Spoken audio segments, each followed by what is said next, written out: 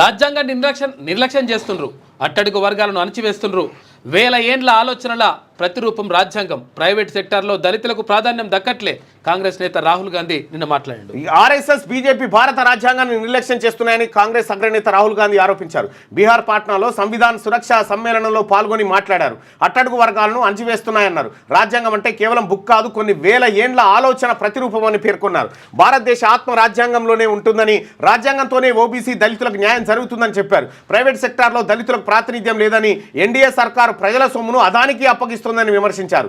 GST పేరుతో మోదీ సర్కార్ ప్రజలను లూటీ చేస్తుందని ఘాటు వ్యాఖ్యలు చేశారు. ఆర్ఎస్ఎస్ చీఫ్ మోహన్ భగవత్ నిజమైన స్వాతంత్రం వ్యాఖ్యలు దేశ రాజ్యాంగానికి విరుద్ధమన్నారు. ఈ దేశంలో దళితులు, మైనార్టీలు, సామాజికంగా అణగారిన ప్రజలు 90% ఉన్నారని, కానీ వారు వ్యవస్థలో భాగం కాదన్నారు. అందుకే మేము కులగణను డిమాండ్ చేస్తున్నామని తెలిపారు.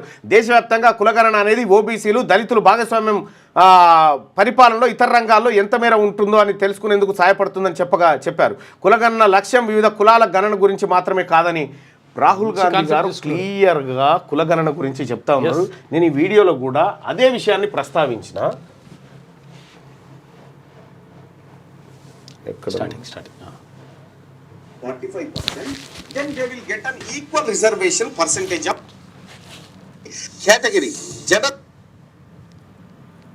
అంశం ఇప్పటి వరకు బయటికి రాకుండా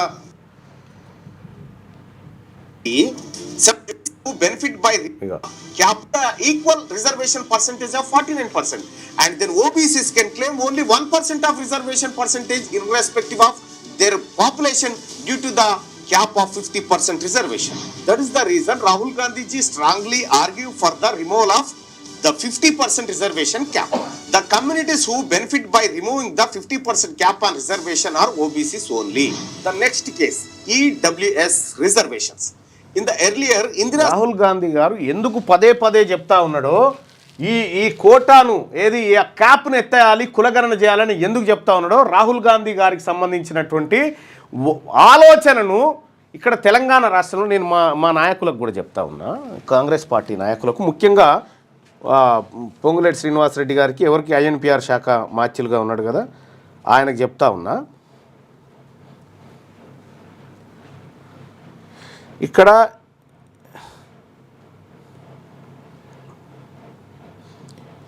క్లియర్గా మనమేమో ఇది ఇస్తున్నాం.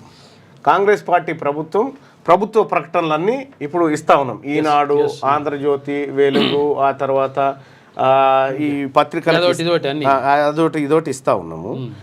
సొమ్మేమో కాంగ్రెస్ పార్టీ ప్రభుత్వం ఈ పత్రికలకు ఇస్తా ఉంది, ప్రకటనల రూపంలో వాళ్ళకు. ఇక ఈ కాంగ్రెస్ పార్టీ అధినాయకుడు రాహుల్ గాంధీ గారి ఆలోచన ఈడైనా పత్రికలలో వస్తే చూడరు. ఏ పేపర్లన్నా, మెయిన్ పేపర్లలో అసలు యాక్చువల్గా ప్రతిపక్ష నాయకుడు అక్కడ పార్లమెంట్లో ఐఎన్పిఆర్ మినిస్టర్ గారు ఉన్నప్పుడు ఆయన వార్త ఎందుకు వస్తలేదు అనే ఒక మాట ఎందుకు వస్తలేదు, అట్లా కనీసం దాని గురించి ఎందుకు ఇప్పుడు ఐఎన్పిఆర్ మినిస్టర్ గారు ఏం చేసిరో వస్తుంది, కానీ రాహుల్ గాంధీ వార్త మాత్రం రాదు. రాహుల్ గాంధీ గారి వార్తలు మాత్రం రావు. మెయిన్ పేపర్లో ఫస్ట్ పేజీలు రాదు. వస్తే ఒట్టిగా ఎందుకు వస్తాయి అవి?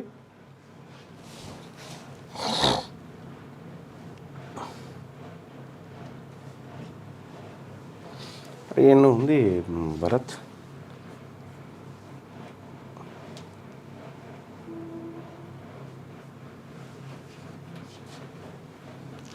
ఎంత దారుణం అంటే ఇగది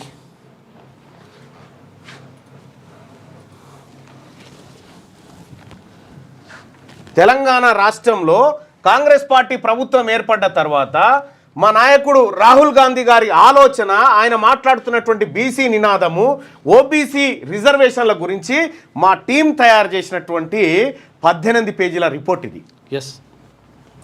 18 పేజీల రిపోర్ట్లో the Telangana government providing income to various newspapers like Velugu, Eenadu, Sakshi, Andhrajyoti. The earlier TRS, present BRS got to maintained monopoly in issuing advertisements to mainly to Namaste Telangana newspaper. After a year of struggle, the Congress government formed on December 7th, 2023. We provided details of various newspapers and their front page coverages. India is a country with more than 80% population of SC, ST, BC and minorities. Through the effort of Baba Saheb Ambedkar, SC, ST are recovered up to same extent. But backward classes occupied with nearly 52% of population. They were neglected through the decade socially, politically and economically. Finally, someone recognized need of an hour for backward classes. We are always thankful for Rahul Gandhi for his efforts for backward classes. But the so-called forward caste people institutionalized strongly in various fields. Among them, journalism, important one. Even though this newspaper benefit from the gout, they are reluctant to cover Rahul Gandhi news to front page. The great Bharat Jodo Yatra inspired people aspiration all over India among backward classes. Bharat Jodo has a key role in 2023 Telangana Assembly elections. The whole backward class people of Telangana want to walk behind the Rahul Gandhi sir.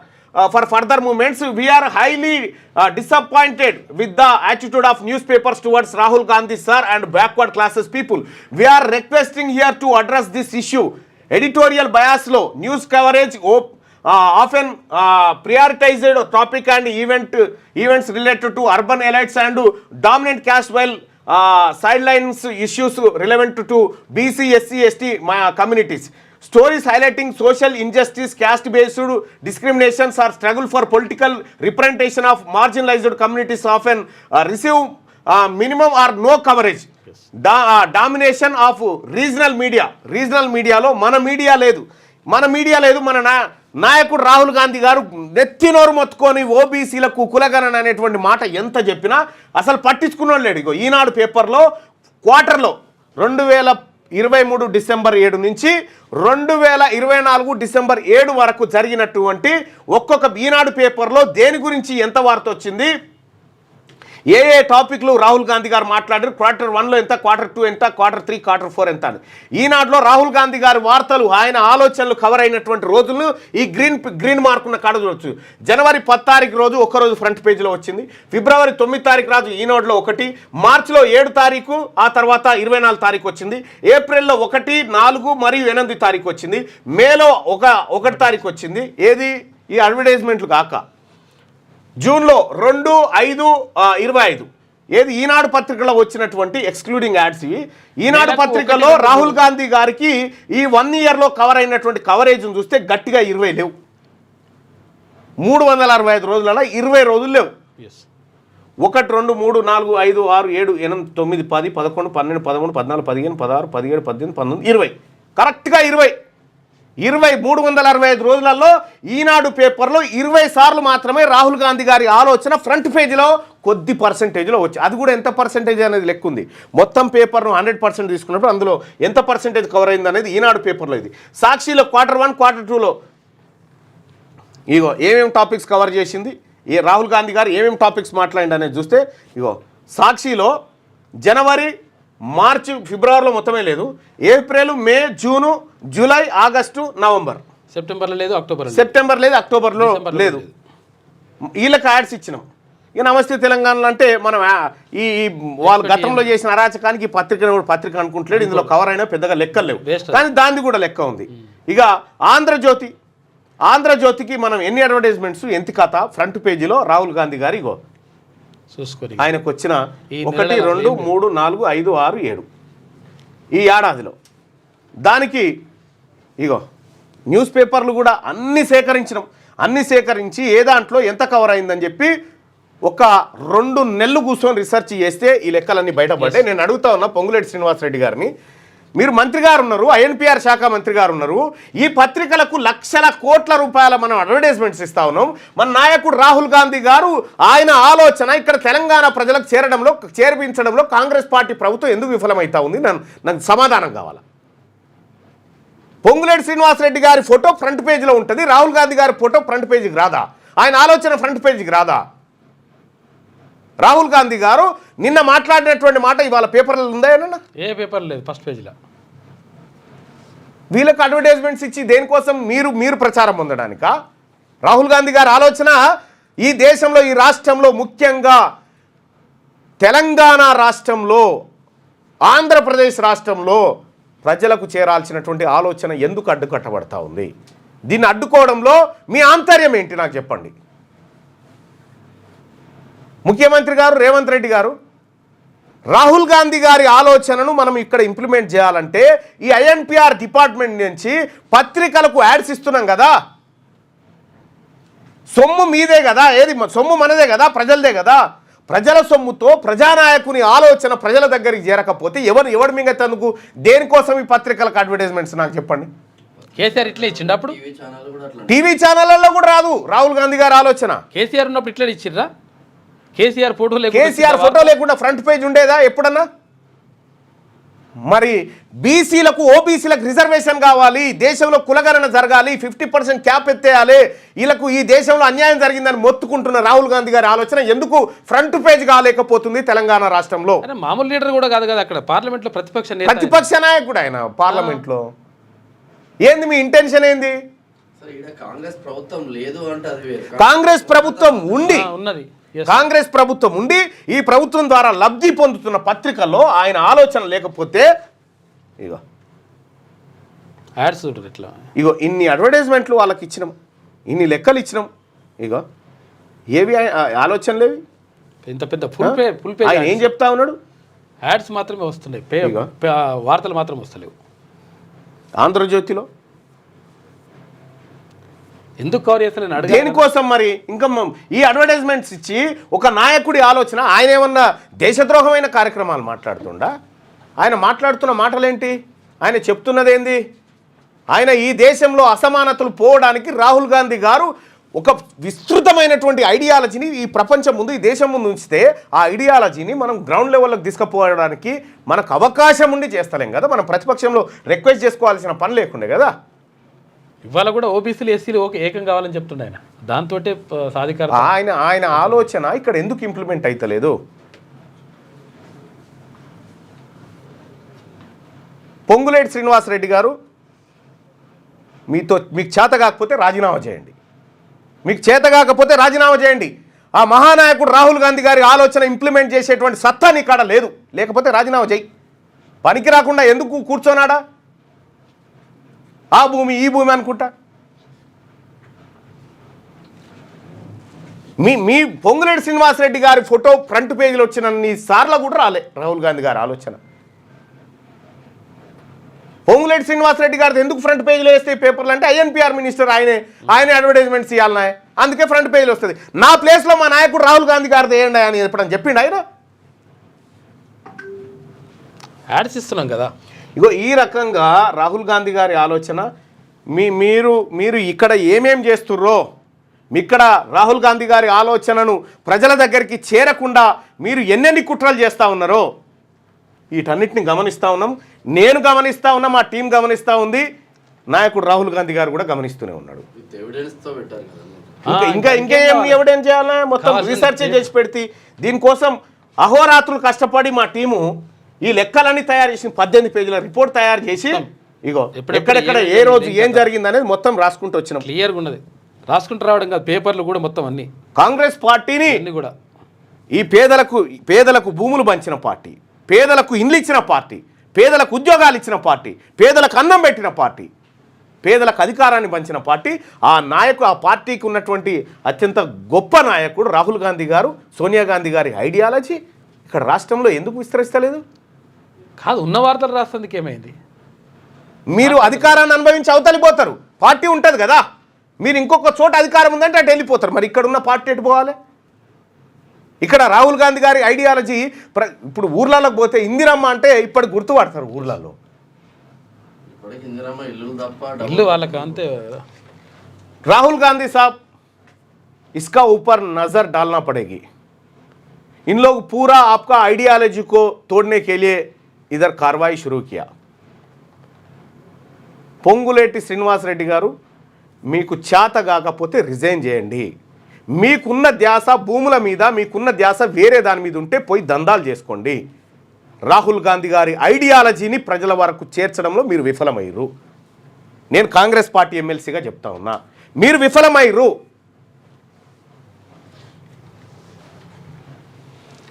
అగో ఆ నాయకుడు ఎంత రాజ్యాంగాన్ని నిర్లక్ష్యం చేస్తున్నారు, అట్టడుగు వర్గాలను అణచివేస్తున్నారు. ఆయన మాట్లాడుతుంది దేశంలో ఉన్నటువంటి 90% ఎస్సీ ఎస్టీ మైనారిటీ బీసీ వర్గాల ఆలోచన ఆయన మాట్లాడుతూ ఉంటే ఏం పత్రికలలో ఏమొస్తూ ఉన్నాయి, ఏం జరుగుతూ ఉంది? రైట్గా సరే, అది తర్వాత మాట్లాడదాంలే. పొంగులేటి శ్రీనివాసరెడ్డి గారు రాజీనామా చేయన్నా వద్దా? ఒక ప్రజలను అడుగుదాం. మీ అభిప్రాయాన్ని తెలియజేయండి. ముఖ్యంగా కాంగ్రెస్ పార్టీ కార్యకర్తలారా, మంత్రిగా పొంగులేటి శ్రీనివాసరెడ్డి విఫలమయ్యాడా? విఫలమయ్యాడు, రాజీనామా చేయాలనుకునే వాళ్ళు ఇక్కడ, విఫలం కాలేదు రాజీనామా వద్దనుకునే వాళ్ళు ఇక్కడ. ప్రభుత్వాలను కూల్చడానికి కుట్రలు జరుగుతూ ఉంటాయి. సీక్రెట్గా ఓటర్లలో పోయి ఎక్కడెక్కడలోనో కలుస్తూ ఉంటారు. ఏంది డ్రామా? ఈడ పార్టీని మీ అవసరాల కోసం వాడుకోవడానికా? మంత్రిగా పొంగులేటి శ్రీనివాసరెడ్డి విఫలమయ్యాడా? TV9 NTV అన్ని ఛానల్లో కూడా అవే. మనం ఉంటే అడుగురా. ఇక్కడ వానికే ఉంటాయి యాడ్స్. యాడ్స్ తీసుకునే కాడ వాళ్ళే ఫస్ట్, యాడ్స్ తీసుకునే కాడ మళ్ళీ వాళ్ళే ఫస్ట్ ఉంటారు. ఈ పొంగులేటి శ్రీనివాసరెడ్డి గారు వాళ్ళకి తప్ప ఇంకోనికి ఇచ్చే పరిస్థితి ఉండదు. మంత్రిగా పొంగులేటి శ్రీనివాసరెడ్డి విఫలమయ్యాడా? విఫలమయ్యాడు, రాజీనామా చేయాలనుకునే వాళ్ళు ఇక్కడ, విఫలం కాలేదు రాజీనామా వద్దు అనుకునే వాళ్ళు ఇక్కడ. మీ అభిప్రాయాన్ని తెలియజేయండి. మీ అభిప్రాయాన్ని ఎక్కడికి చేరవేయాలో అక్కడికి చేరవేస్తాం. మంత్రిగా పొంగులేటి శ్రీనివాసరెడ్డి విఫలమయ్యాడా? విఫలమయ్యాడు, రాజీనామా చేయాలనుకునే వాళ్ళు ఇక్కడ, విఫలం కాలేదు రాజీనామా. ఇది ఇట్లా ఉంటే రఘుపోయిండు తొలి వెలుగు రఘు. శ్యామ్, ఈ కెమెరా తీసుకొని ఆడ ఏది ఎక్కడ అది భూములు కబ్జా పెట్టిరని ఆరోపణలు వస్తావని తెల్లాపూర్ పక్కగా ఆడ తీసుకొని పో. నేను నిన్ననే చెప్పినా కదా, మొన్ననే చెప్పినా కదా. ఇక్కడ క్లియర్గా అక్కడనేమో భూములు బింగిండన్న ఆరోపణ. రాహుల్ గాంధీ గారి ఆలోచన ఇంప్లిమెంట్ చేయట్లేదు. ఇది చేయరు అది చేయరు. మరి దేనికోసం మీరు సంపాదించుకొని తింతందుక? మీ ఆస్తులు కూడా పెట్టుకోవడానికా? భౌతిక శరీరంలో కనిపించేటువంటి రూపమే ఉంటుందా నీ అంతర్గతంగా లోపల? నేను చెప్పలేదా నేనే వచ్చి రిపోర్ట్ ఇచ్చి అయ్యా రాహుల్ గాంధీ గారి ఐడియాలజీ ఇక్కడ దక్కలేదు అని రిపోర్ట్ ఇచ్చొచ్చినా లేదా? మీకు ఇచ్చొచ్చిన తర్వాత 10 రోజులు కూడా వరుసగా చూసిన, 10 రోజులు వరుసగా చూస్తే కూడా ఒక్క వార్త రాహుల్ గాంధీ గారిది రాదే. ఫస్ట్ పేజ్ ఎందుకు రా వార్తలు?